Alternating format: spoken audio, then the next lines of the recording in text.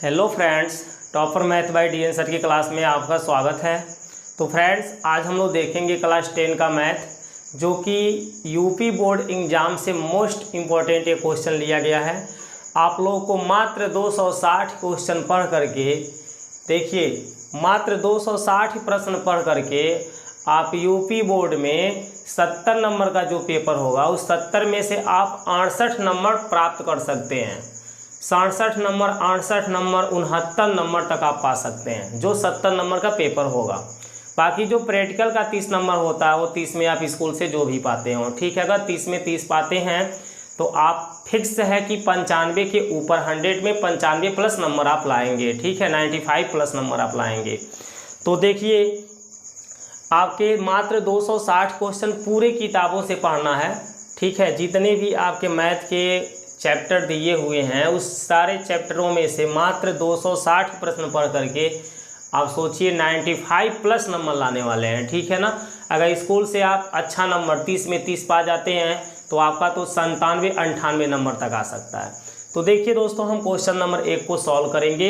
1 से लेके 5 तक के हमने क्वेश्चन यहाँ पे ले लिया है, अर्थात 260 में से 5 आज खत्म हो जाएंगे, मात्र 255 बचेंगे। तो देखिए, संख्याओं 130 और 280 का मौसा यूक्लिड विभाजन एल्गोरिथ्म द्वारा ज्ञात कीजिए। अब हम लोग यूक्लिड विभाजन एल्गोरिथ्म के प्रयोग से इस क्वेश्चन को सॉल्व करेंगे। तो क्वेश्चन नंबर फर्स्ट का पहला जो देता है, जो क्वेश्चन पहला हमारा है उसका हल कैसे होगा, तो हम यहाँ लिखेंगे, चूँकि ये जो दोनों संख्याएँ दिया हुआ है 130 दिया हुआ है और 200 क्या दिया हुआ है 80, इन दोनों में ये छोटा है ये बड़ा है, तो इसकी तरफ ऐसा हम चिन्ह लगाएंगे कि ये छोटा और ये क्या है बड़ा है, ठीक है। जब यूक्लिड विभाजन एल्गोरिथ्म के द्वारा हमें कहता है मौसा निकालने के लिए या एचसीएफ निकालने के लिए, मौसा को ही एचसीएफ कहा जाता है, तो हम देखते हैं इन दोनों संख्याओं में कौन छोटी है और कौन बड़ी है। जो छोटी होती है उस संख्या से बड़ी संख्या में हमें भाग देना होता है। इसलिए हम क्या करेंगे, 130 से 280 में क्या करेंगे, भाग करेंगे, क्योंकि 130 छोटा है और 280 क्या है, बड़ा है। 130 का 280 में 2 बार भाग जाएगा, 130 दूनी 260 ही बनेगा। अब आप घटाना करेंगे तो यहाँ 0 आएगा, यहाँ 2 आएगा और यहाँ पर आपका कुछ नहीं बचेगा, है ना, यहाँ आपका कुछ नहीं बचेगा। तो शेष यहाँ कितना बच रहा है, 20। अब इस 20 से आपको भाग देना पड़ेगा, इस 20 से आपको क्या करना पड़ेगा, भाग देना पड़ेगा। किस संख्या में, 130 में, जिस संख्या से हमने भाग किया था उसी संख्या में भाग देना पड़ेगा। तो यहाँ 130 को, ये जो संख्या है ये 130 यहाँ उतर जाएगी। अब 20 का पहाड़ा 6 बार पढ़िए, 20 6 का 120 होता है, 20 6 का कितना होता है 120, यानी 20 का भाग 6 बार 130 में जाएगा। अब घटाना करेंगे तो 10 आएगा। अब देखिए यहाँ पे फिर शेष बच गया, तो इस शेष का भाग हमें किस में देना है, इस वाले शेष में जो पहले बचा था, ठीक है। हमेशा ऐसे वाला जो संख्या यहाँ शेष बच जाता है उसका भाग करना पड़ेगा जब तक शेष 0 ना हो जाए। तब इस 20 को यहाँ उतार दीजिए, इस 10 का भाग हम इस 20 में करेंगे, तो 10 दूनी का कितना हो जाएगा 20। अब देखिए यहाँ पर शेष कुछ नहीं बच रहा है, 20 में से 20 घटाएंगे कुछ नहीं बचेगा। अब हमें भाग देने का कार्यक्रम मेरा क्या हुआ, ख़त्म हो गया। तो हम देखेंगे कि जब हम भाग की प्रक्रिया चलाए हैं तो कौन सी ऐसी संख्या है जो पूरा पूरा क्या किया है, डिवाइड कर दिया, पूरा पूरा काट दिया है। तो 10 एक ऐसी संख्या है जो इस सवाल को पूरा पूरा देखिए काट रहा है। 10 का टेबल हम 2 बार पढ़े थे, 20 आ गया, तो 10 ही तो है जो दोनों को पूरा पूरा काट रहा है। तो यहाँ लिखेंगे, अतः 130, 280 का मौसा कितना होगा, 10 होगा। क्यों 10 होगा, क्योंकि 10 से ही ये पूरा पूरा हमारा भाग की प्रक्रिया समाप्त हुआ है, 10 से ये पूरा पूरा कटा है, नहीं तो अभी तक ये चल रहा था। अर्थात मौसा वह संख्या होती है जो दोनों संख्याओं को विभाजित कर देती है। अगर हम 10 से इन दोनों को भाग करें तो पूरा पूरा कट जाएंगे, ठीक है। तो इस क्वेश्चन का क्या हो जाएगा, आंसर हो जाएगा। तो क्वेश्चन नंबर 1 को समाप्त हो गया, ऐसे ही आप लगाइएगा। अब क्वेश्चन नंबर 2 में देखिए कैसे सॉल्व होगा, है ना। तो क्वेश्चन नंबर यहाँ पर आप लिख लीजिए 2, क्या लिख लीजिए 2। लिखा है 180, 252 और 324 का एचसीएफ मतलब वही मौसा यूक्लिड विभाजन एल्गोरिथ्म का प्रयोग करके ज्ञात कीजिए। तो पहले के जैसा ये भी है, लेकिन इसमें 2 संख्या था और इसमें कितनी संख्या है, 3 संख्या है। तो हम यहाँ तीनों संख्याओं में लिखेंगे, चूँकि 180 छोटा है 252 से और 252 छोटा है 324 से। इसलिए सबसे छोटा कौन सी संख्या है बताइए? 180 है। इससे 52 कौन है? इससे बड़ा कौन है? 252 भी है और 324 भी है। तो 180 से इन दोनों में से किसी भी संख्या में हम भाग दे सकते हैं, क्योंकि 180 सबसे छोटी है और ये दोनों क्या हैं? इनसे क्या हैं? बड़े हैं। तो 180 से इन दोनों में से किसी में आप भाग दे सकते हैं। तो चलिए 180 से हम 252 में ही भाग देते हैं। 180 से किस में भाग करेंगे? 252 में। तो 180 का भाग एक बार जाएगा और यहाँ 180 आ जाएगा। घटाना आप करेंगे 2, यहाँ घटाना करेंगे 7, यहाँ घटाना करेंगे कुछ नहीं बचेगा, यानी 72 बचेगा। कितना बचेगा? 72। अब इस 72 से हम भाग किस में करेंगे? इस 180 में करेंगे, ठीक है ना। तो 72 दूनी कितना होती है? 144। 72 दूनी कितना होता है? 144। अब घटाना करिए तो यहाँ पे 6 आएगा, यहाँ पे 3 आएगा, यहाँ कुछ नहीं आएगा। देखिए 36 आपका शेष बच रहा है। अब इस 36 से आपको फिर भाग देना पड़ेगा। जब तक शेष मेरा 0 ना हो जाए तब तक हमें भाग देना है। तो इस 36 से भाग किस में देंगे? इस 72 में देंगे, ठीक है। 36 दूनी कितना होता है? 72। अब देखिए यहाँ पर पूरा पूरा कट जा रहा है, शेष मेरा 0 आ जा रहा है। तो कौन संख्या से पूरा पूरा कटा है? 36 से।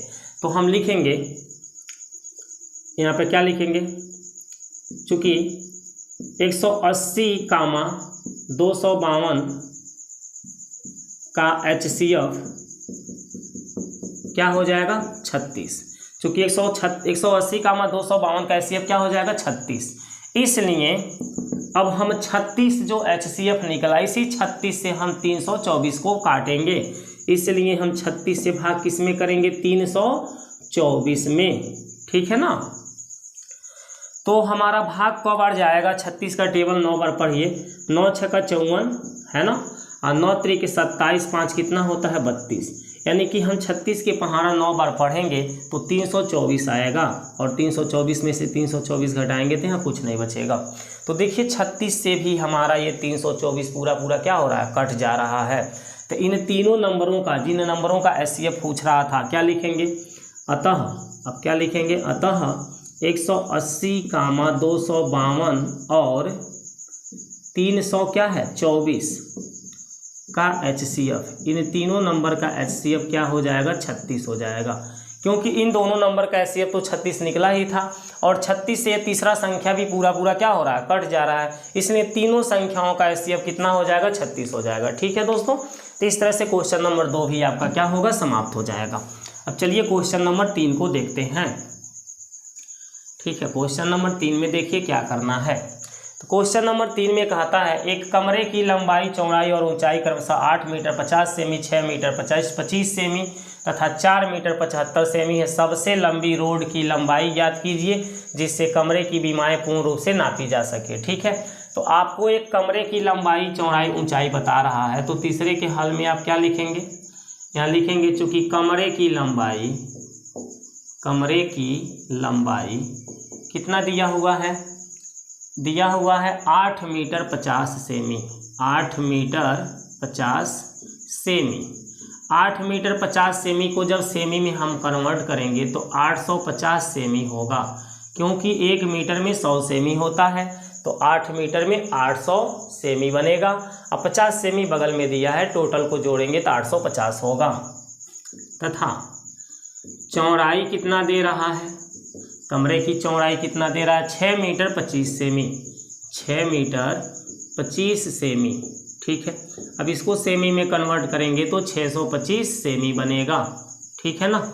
इसके बाद और ऊंचाई देखिए क्या देता है?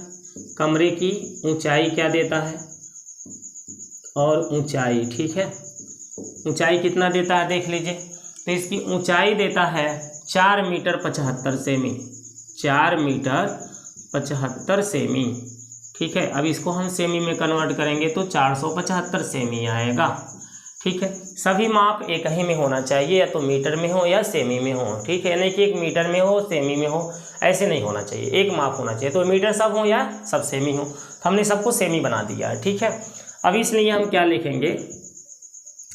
यहाँ पे लिखिएगा, ऐसे इसको लिख लीजिए। यहाँ पे लिखिए चूँकि इन तीनों संख्याओं में सबसे छोटी संख्या कौन है? 475। तो लिखिए चूँकि 475 छोटा है किससे? 625 से। और 625 हमारा छोटा है किससे? 850 से। ठीक है। अब देखिए क्वेश्चन नंबर 2 के जैसा बन गया, जैसे 3 संख्याओं का HCF निकालना था उसी तरह से इन तीनों का हम क्या निकालेंगे, HCF निकालेंगे। और जो भी इसका HCF आएगा वही हमारा रॉड की लंबाई होगी जो कमरे को पूरा नापा उससे नापा जा सकता है। ठीक है, तो हम देखेंगे इनमें तीनों में ये सबसे छोटा है, इसलिए 475 से इन दोनों में से किसी में भाग हो सकता है, तो 475 से इसी में भाग कर दीजिए। 475 का भाग हम 625 में करेंगे, एक बार जाएगा 400, यहाँ 75 आएगा, घटाना करेंगे 0, यहाँ पर घटाना करेंगे 7 5 12, यहाँ पर 1 आएगा, है ना, 150 आएगा। अब हम क्या करेंगे, 150 से भाग करेंगे 475 में, किसमें करेंगे, 475 में, ठीक है ना। तो देखिए यहाँ पर 150 का 475 में जब भाग करेंगे तो 3 बार जाएगा, कितना बार जाएगा, 3 बार। 150 का जब पहाड़ा 3 बार पढ़ेंगे तो कितना आएगा, 450 आएगा, ठीक है ना।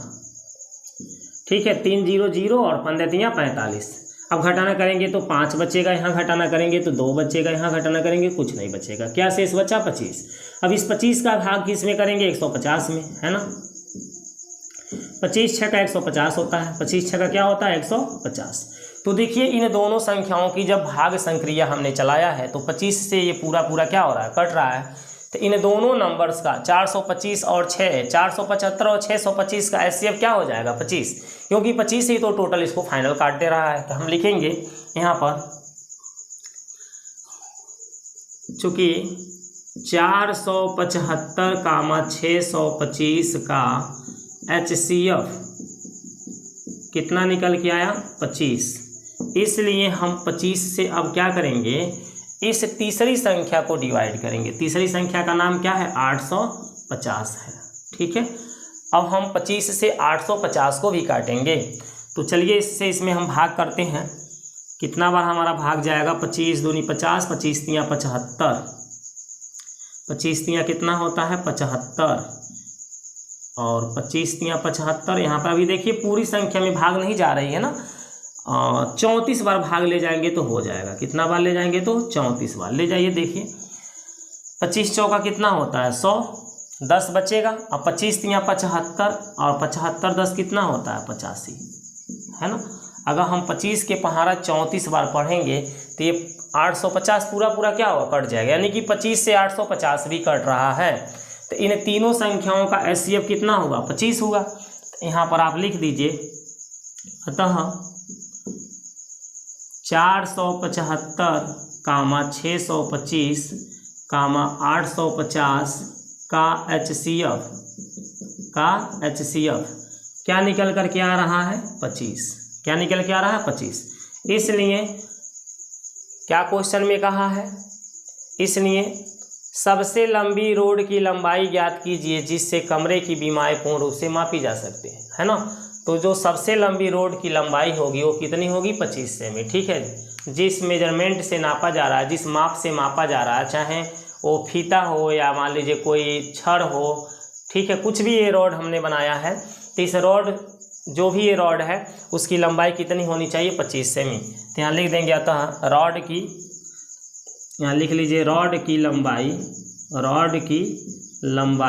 बराबर कितना हो जाएगा, 25 सेमी, ठीक है। यही इस क्वेश्चन का क्या हो जाएगा, आंसर हो जाएगा, ठीक है। तो इस तरह से हम क्वेश्चन नंबर 3 को सॉल्व कर लेंगे। अब क्वेश्चन नंबर 4 को देखिए कैसे सॉल्व किया जाएगा। क्वेश्चन नंबर 4 को देख लीजिए, ठीक है। तो यहाँ क्वेश्चन नंबर 4 हम डाल देते हैं और उसका ये हल है, ठीक है। क्वेश्चन नंबर 4 का हल, क्वेश्चन नंबर 4 में कहा था यूक्लिड की विभाजन एल्गोरिथ्म का प्रयोग करते हुए ऐसी सबसे बड़ी संख्या ज्ञात कीजिए। जब भी सबसे बड़ी संख्या का होता है ज्ञात करने के लिए तो समझ जाइए HCF निकालना है, ठीक है। और यहाँ तो यूक्लिड के विभाजन एल्गोरिथ्म का नामों ले लिया, तो यूक्लिड विभाजन प्रमेयिका में हमेशा HCF ही निकाला जाता है, ठीक है। प्रयोग करते हुए ऐसी सबसे बड़ी संख्या ज्ञात कीजिए जिससे 1251, है ना, 1251, 9377 और 15628 को भाग देने पर शेषफल क्रमशः 1 2 और 3 प्राप्त हो। तो ऐसे क्वेश्चनों में हम क्या करेंगे, 1251 को जब हम भाग देते हैं उस बड़ी से बड़ी संख्या में तो शेष कितना प्राप्त होता है, 1। इसमें से 1 हम घटा देंगे तो 1200 क्या आएगा, 50। दूसरी संख्या क्या है, 9377, इसमें जब हम उस बड़ी संख्या से भाग देते हैं तो शेष 2 आता है। जब घटाएंगे तो कितना आएगा 9375, इसमें से 2 घटा के देखिए, ठीक है। अगली जो संख्या है 15628, उसमें जब हम उस बड़ी संख्या से भाग करते हैं तो शेष 3 आता है। तो इसमें से हम 3 को घटाएंगे तो 15600 का बचेगा 25। यानी कि वह बड़ी से बड़ी संख्या हमको बताना है जिससे इस संख्या में भाग करेंगे तो 1 शेष बचेगा, इसमें भाग करेंगे तो 2 बचेगा, इसमें भाग करेंगे तो 3 शेष बचेगा।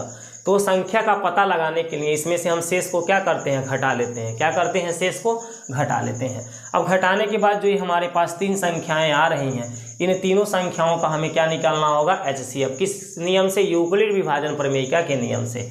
तो हम यहाँ पर लिखेंगे, चूँकि 1250 छोटा है 9375 से और 9375 छोटा है 15625 से, इसलिए हम 1250 से क्या करेंगे, 9375 में भाग करेंगे। तो 1250 का हमें भाग करना है, कितना बार आपका भाग इसमें जाएगा, ठीक है, ये आपको देखना है। ये तो देखिए 0 है और ये 125 है, 125 का हमें 937 में भाग करना है। यानी 12 25 60, 12 8 96 और 62 84, 7 बार आप देखिए एक बार, ठीक है। 7 0 0, 7 5 कितना होता है 35, 7 दूनी 14, 3 17, 7 1 7 1 कितना हो जाएगा 8, ठीक है। देखिए 7 0 0, 7 5 35, 7 दूनी 14 और 14 3 कितना होता है 17 और 7 1 7 1 8। 7 बार आपका भाग जाएगा। घटाना कर लीजिए, यहाँ पे 5 बचेगा, यहाँ घटाना करेंगे तो 2 बचेगा, यहाँ घटाना करेंगे तो 6 बचेगा और यहाँ आपका कुछ नहीं बचेगा, है ना। अब 625 से हमको भाग करना है किस में, 1250 में, क्योंकि शेष बच गया है। जब भी शेष बचेगा तो उसका भाग किया जाएगा। तो 625 से भाग करेंगे 1250 में, 2 बार जाएगा, 1200 कितना आ जाएगा 50। घटाना करेंगे यहाँ पर कुछ नहीं बचेगा, कुछ बचेगा नहीं बचेगा। तो इन दोनों नंबर का 1250 और 9375 का HCF कितना निकला 625। तो यहाँ लिख लीजिए आप, चूँकि 1250 का 625, 1250 का 9375 का HCF कितना निकल गया बताइए, 625 निकल गया। इसलिए अब आप क्या करेंगे, इस 625 से जो तीसरी संख्या बचा हुआ है उसमें भाग करेंगे। तो 625 से हम किस में भाग करेंगे, 15625 में, ठीक है। तो 625 का जब हम 15625 में भाग करेंगे तो देखिए आपका भाग कितना बार जाएगा, ठीक है। तो 625 है, ये 1262 है, 6 दूनी 1250, 2 बार ले जाइए, ठीक है। 25 बार में ये पूरा कट जाएगा, ठीक है। 25 बार ले जाइए, देखिए 25 पचे कितना होता है 125 होता है। अब 25 दूनी 50, 12 आपका हासिल बचा है, तो 12 जब जोड़ेंगे तो 62 ही आएगा। अब 6 बच जाएगा हासिल। अब 25 छक कितना होता है 150, 25 5 125, 25 चौका 100, 25 छक 150। यहाँ पर देखिए गलती हम लोग लिख रहे हैं ना, 15000 ये है 15625, ठीक है, 15625। हाँ देखिए, तो 25 छक 150, 150 में 6 को जोड़ेंगे 100 कितना आएगा 56, ठीक है। आप पूरा करा के देख लीजिएगा, 25 का 625 में यही आएगा। तो जब घटाना करेंगे तो क्या होगा, पूरा कट जाएगा। तो बताइए ये भी तो आपका कट जा रहा है ना 625 से, तीसरा वाला संख्या भी आपका क्या हो रहा है, पूरा कट रहा है। तो इन तीनों संख्याओं का HCF क्या हो जाएगा, 625 हो जाएगा। क्या हो जाएगा 625। तो आप लिखेंगे, चूँकि इन तीनों संख्याओं का नाम लिख लीजिए, 1250 कामा 9375 कामा 15625 का HCF कितना आ गया 625, ठीक है। इसलिए वह बड़ी से बड़ी संख्या, इसलिए क्या लिखेंगे, वह बड़ी से बड़ी संख्या, वह बड़ी से बड़ी संख्या क्या है 625 है। वह बड़ी से बड़ी संख्या क्या है 625 है, जिससे हम भाग करेंगे, ठीक है, जिससे हम क्या करेंगे, भाग करेंगे किसमें 1250 में तो शेष 1 आएगा, 9377 में करेंगे तो शेष 2 आएगा, और 15628 में करेंगे तो शेष 3 आएगा। किससे 625 से, ठीक है। इससे जब इसमें भाग करेंगे तो यही शेष आने वाला है, ठीक है ना। तो चलिए क्वेश्चन नंबर 4 भी आपका कंप्लीट हो गया। अब हम क्वेश्चन नंबर 1 लास्ट देखेंगे 5, जो कि कैसे सॉल्व होगा देख लीजिए। ठीक है, यहाँ पर क्वेश्चन नंबर हम 5 को लिख लेते हैं। तो देखिए लिखा है, दर्शाइए कि एक धनात्मक विषम पूर्णांक 4q + 1 या 4q + 3 के रूप का होता है, जहाँ q एक पूर्णांक है। तो इस तरह के क्वेश्चन को सॉल्व करने में हम माना a एक धनात्मक पूर्णांक है और b बराबर हमेशा देखिए क्या मानेंगे, जैसे इस q का गुणांक 4 है, यहाँ भी q का गुणांक क्या है 4 है, तो b बराबर हम 4 को ले लेंगे और b बराबर 4 ऐसे ना लिखिए बल्कि ऐसे लिखिए। ठीक है, माना a और b दो धनात्मक पूर्णांक हैं, दो क्या है धनात्मक पूर्णांक हैं, जिनमें a भाज्य b भाजक। ठीक है, b बराबर 4 लिख लीजिए। अब यहाँ पर b बराबर 4 भाजक, कामा लगा दीजिए, q भागफल और r शेषफल है। ठीक है, तो हमने माना कि a और b दो धनात्मक पूर्णांक है, जिनमें a हमारा क्या है भाज्य है, b भाजक है, q क्या है भागफल है और r क्या है शेषफल है। इसलिए यूक्लिड विभाजन प्रमेयिका से, इसलिए हम क्या लिखेंगे, इसलिए यूक्लिड विभाजन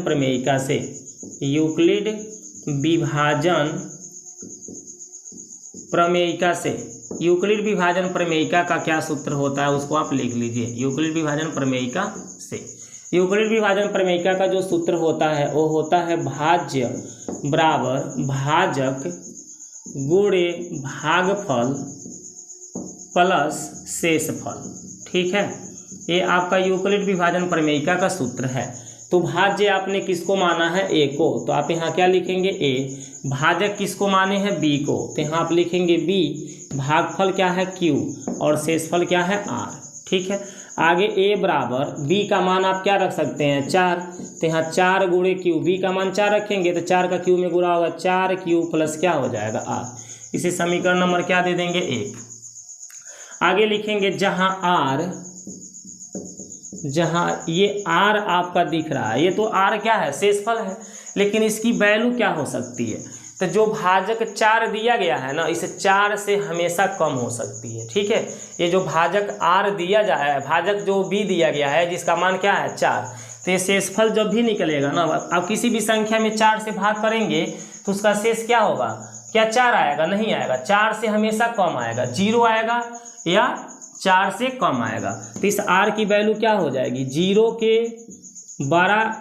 से बड़ा या 0 के बराबर हो जाएगी, लेकिन 4 से क्या हो जाएगी छोटा हो जाएगी। तो आपको यहाँ लिख देना होगा, जहाँ r क्या है 0 से बड़ा है या बराबर है और 4 से क्या है छोटा है, इसलिए यहाँ पर क्या लिखेंगे r के संभावित मान, क्या लिखेंगे यहाँ लिख लेंगे r के संभावित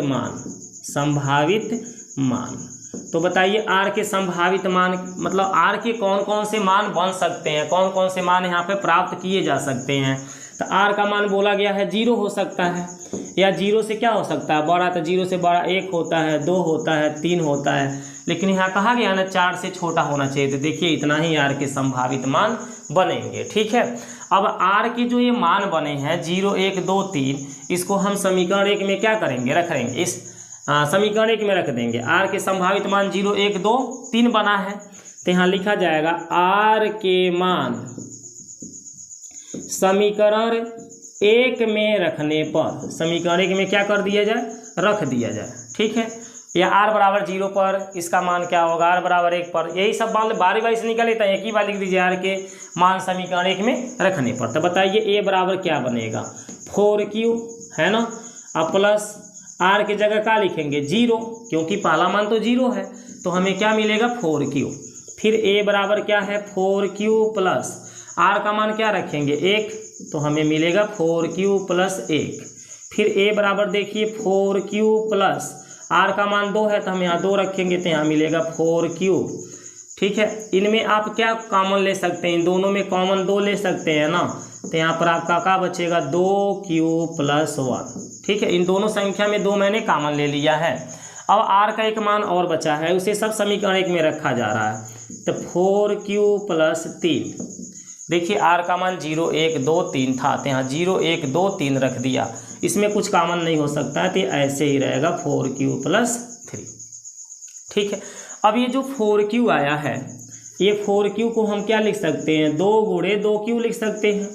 2 गुणे क्या लिख सकते हैं, 2q लिख सकते हैं। तो जिस संख्या का गुणांक 2 हो, जिस संख्या का गुणांक क्या हो 2 हो, इसे ऐसे भी लिख सकते हैं, 2 ब्रैकेट में क्या लिख सकते हैं 2q। जिस संख्या का गुणांक 2 हो वह सम संख्या कहलाता है, क्योंकि अगर हम इसमें 2 से भाग करेंगे तो ये कट जाएगा। तो यहाँ लिखेंगे जो कि सम है, जो कि सम है। ठीक है, इसको देखा जाए तो इसमें बताइए 2 कॉमन हो सकता है, नहीं हो सकता है। जब नहीं हो सकता है तो इसका गुणांक 2 नहीं है, तो यहाँ पे लिखेंगे जो कि विषम है, जो कि क्या है विषम है, विषम है। ठीक है, और इन दोनों में देखिए पूरे सवाल में 2 कॉमन हुआ है, तो इसमें अगर हम 2 से भाग करें तो 2 कट जाएगा, तो ये हमारा क्या होगा सम। तो यहाँ लिख दीजिएगा जो कि सम है, जो कि सम है। और इसमें देखिए 2 कॉमन नहीं हो सकता है, क्योंकि यहाँ 3 है और यहाँ 4 है, तो नहीं कॉमन हो सकता है, तो ये सम संख्या नहीं कहलाएगा, क्योंकि 2 से नहीं कटेगा। तो यहाँ क्या लिखेंगे जो कि विषम है, जो कि विषम है। ठीक है, ऐसे आप लिख लेंगे। इतना आपको समझ में आ गया ना। अब देखिए इसके आगे क्या लिखेंगे। अब इसमें आप देखेंगे कि कौन कौन सी संख्याएं ऐसी हैं जो सम हुई हैं और कौन कौन सी संख्या ऐसी हैं जो विषम हुई है। तो देखिए पहला सम हुआ है और ये तीसरा नंबर का सम हुआ है। दूसरा नंबर और चौथा नंबर का सवाल क्या है, दूसरा नंबर और चौथा नंबर में जो आए हैं ये क्या हुए हैं, विषम हुए हैं। यानी कि ये वाला स्टेप और ये वाला स्टेप आपका विषम हुआ है। तो इस स्टेप में क्या निकला है 4q प्लस 1 a का मान निकला है, और इस स्टेप में a का मान क्या निकला है 4q प्लस 3 निकला है। तो इससे क्या आपको निष्कर्ष निकल गया कि किसी भी धनात्मक पूर्णांक या किसी भी धनात्मक विषम कोई भी धनात्मक विषम संख्या जो होती है वो किस रूप में होती है, 4q प्लस 1 या 4q प्लस 3 के रूप में होती है। ठीक है ना, देखिए यही दोनों रूप निकल के आ रहा है ना, जिस रूप में आपको कहा था कि दर्शाइए कि एक धनात्मक विषम पूर्णांक 4q प्लस 1 या 4q प्लस 3 के रूप का होता है। ठीक है, तो आपने देखा कि जो ये विषम निकल के आ रहा है वो 4q प्लस 1 या 4q प्लस 3 के रूप में आ रहा है। तो यहाँ आप लिख देंगे अतः एक धनात्मक विषम पूर्णांक, अतः एक धनात्मक विषम पूर्णांक, ठीक है, अतः एक धनात्मक विषम पूर्णांक 4q प्लस 1 या 4q प्लस 3, यही ना 2 रूप निकल के आ रहा है। एगो 4q प्लस 1 आ रहा है, एगो 4q प्लस 3, यही ना विषम रूप निकल के आ रहा है। विषम देखना है, विषम, सम नहीं देखना है। 4q प्लस 1 विषम बना है, 4q प्लस 3 विषम बना है, तो विषम कौन कौन बना है 4q प्लस 1 या 4q प्लस 3। तो यहाँ लिखेंगे अतः एक धनात्मक विषम पूर्णांक 4q प्लस 1 या 4q प्लस 3 के रूप का होता है, के रूप का होता है। ठीक है, यहाँ होता है लिख लीजिए, यही आपको सिद्ध करना था। यहाँ प्रूव डैट लिख देंगे। ठीक है, प्रूव डैट, यही इस क्वेश्चन में सिद्ध करना था। तो दोस्तों उम्मीद करते हैं क्वेश्चन नंबर 1 से 5 तक आपको समझ में आ गया है। आपको इसी टाइप के क्वेश्चन या यही क्वेश्चन सेम आपको यूपी बोर्ड एग्जाम में दे सकता है। ठीक है, अगर इन क्वेश्चन को आप सॉल्व करने के लिए जानते हैं तो इनके जैसा अगर क्वेश्चन मान लीजिए अंक बदल करके देता है तो आप लगा सकते हैं। जो उस अंक को मैंने समझा दिया कैसे लग रहा है, इसी नियम के द्वारा आप उस सवाल को भी क्या कर सकते हैं, लगा सकते हैं। तो सेम इसी टाइप के क्वेश्चन या यही क्वेश्चन आपके यूपी बोर्ड एग्जाम में पूछा जा सकता है।